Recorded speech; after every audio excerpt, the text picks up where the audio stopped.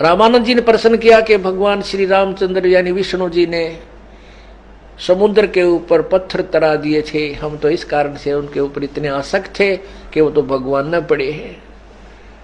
परमात्मा कहते हैं तुमने ये ना पता वो पत्थर तराए किसने थे, वो पत्थर कैसे तैरे थे। श्री रामचंद्र जी तो 3 दिन तक समुद्र में घुटनों पानी में खड़े होकर के याचना कर रहे थे। लेकिन क्या याचना कर रहे थे कि समुद्र मुझे रास्ता दे दे, और जब रास्ता नहीं दिया था तो उन्होंने अग्निबाण से समुद्र को जलाना फूकना चाहा था। तब समुद्र ने विपर रूप बना करके बाहर आकर के कहा था कि हे भगवान, यदि आप मुझे जला डालोगे तो भी आप वहां नहीं पहुंच सकोगे श्रीलंका में, क्योंकि ये सब जल सूख जाएगा और ये एक गड्ढा बन जाएगा बहुत गहरा, और पृथ्वी का सारी स्थिति समाप्त हो जाएगी। ना जाने इसमें कितना संसार प्राणी बसे हुए हैं, ये सब मर जाएंगे, नष्ट हो जाएंगे। आप ऐसा कीजिए सर्प भी मर जाए और लाठी भी ना टूटे। तब समुद्र ने बताया था कि आप ही के सेना में नल और नील नाम के 2 कारीगर भी हैं, वो इंजीनियर हैं, राज हैं, और उनके हाथ में एक उनके गुरुजी के द्वारा दी हुई एक शक्ति है कि उनके हाथ से पत्थर तैर जाते हैं। अब नल नील को बुलाया गया। नल नील ने गफलत कर दी। नल नील ने सोचा कि आज तुम्हारी बहुत महिमा बन जाएगी,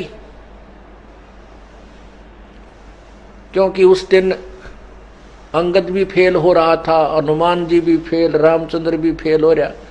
समुद्र के ऊपर पत्थर नहीं तरा रहे थे जब नल और नील बुलाए गए।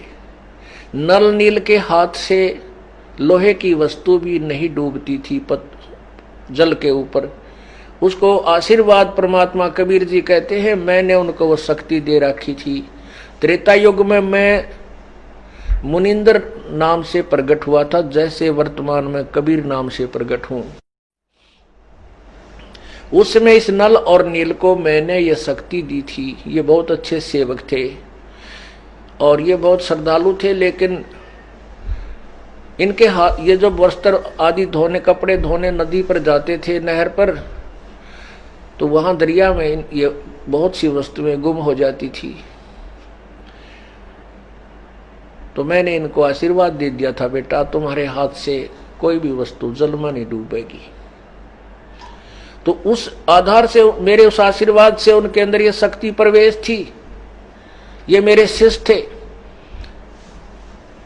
और जिस समय रामचंद्र जी ने इनको सेना में से बाहर बुलाया कि नल और नील बाहर आए, उनसे पूछा क्या तुम्हारे हाथ में ऐसी कोई शक्ति है कि तुम्हारे हाथ से पत्थर भी तैर जाएंगे? नल नील ने कहा जी हम अभी तैरा देंगे, अभी रख देंगे।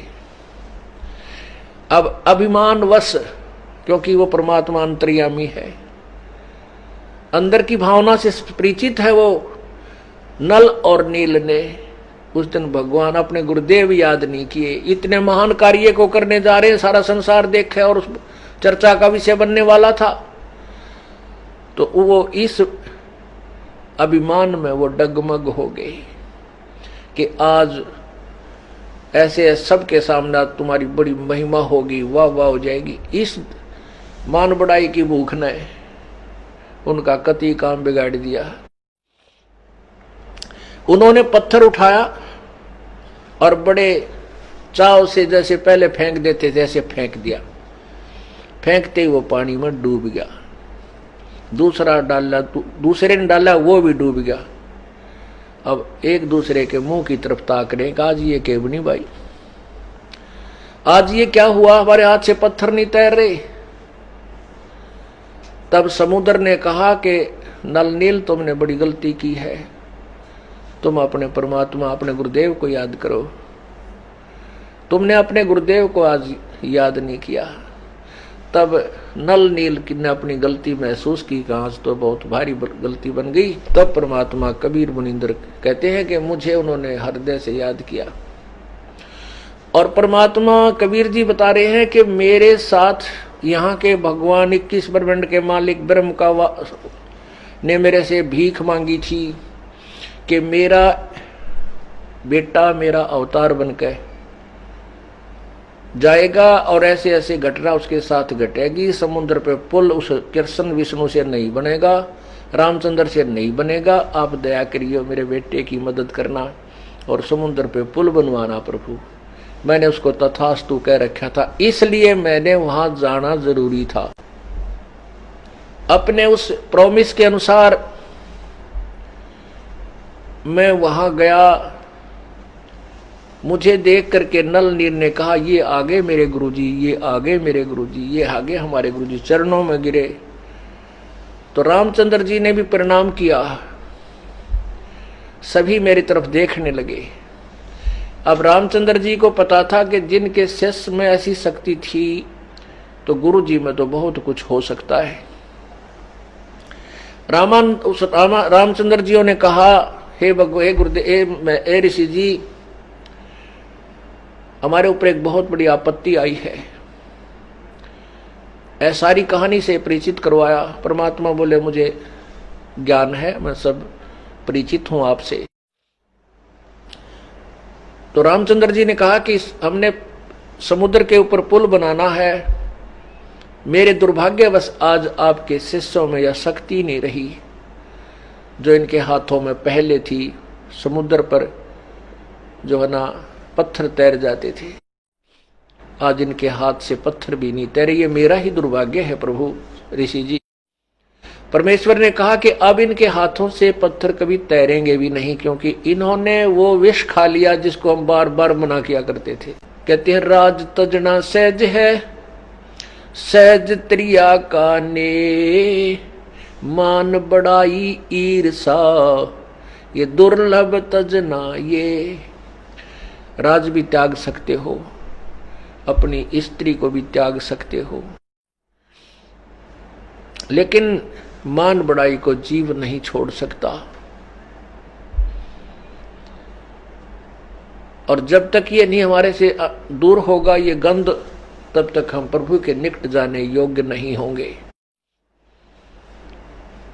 इन्होंने वो मान बड़ाई का विष खा लिया, आज इनके हाथ में वो पावर नहीं रही। तब अब यहां परमात्मा क्या बताते, जैसे माता गर्भ को रखे यत्न बनाए, ठेस लगे तो छन होवे, तेरी ऐसे भक्ति जावे।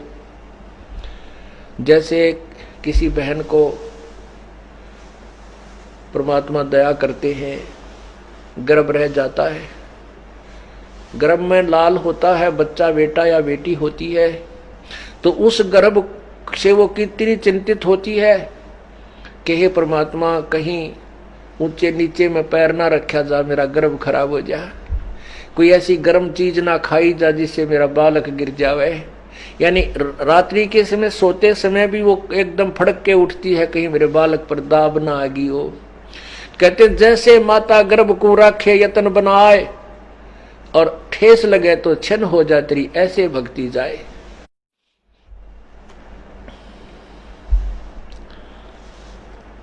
परमात्मा कहते हैं अपनी इस भक्ति रूपी गर्भ को ऐसे यत्न से संभाल के रखना जैसे माता गर्भ को रखती है, कहीं ठेस लग जाए यानी कोई मर्यादा भंग हो जाए और तुम्हारी भक्ति नष्ट ना हो जाए। इतने चिंतित रहोगे तो तुम इस भक्ति रूपी लाल को सफल कर पाओगे।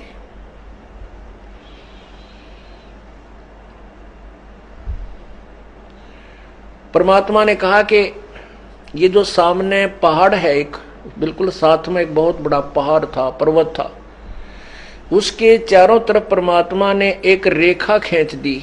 अपनी सोटी ते डंडा ले रखा था, इतनी सारी लाठी, और उसके चारों तरफ एक लाइन खींच दी ऐसे चारों तरफ घूम कर परमात्मा ने कि इसके बीच बीच के पहाड़ ये पत्थर उठा लो, ये सब मैंने हल्के कर दिए, अपनी शक्ति थे।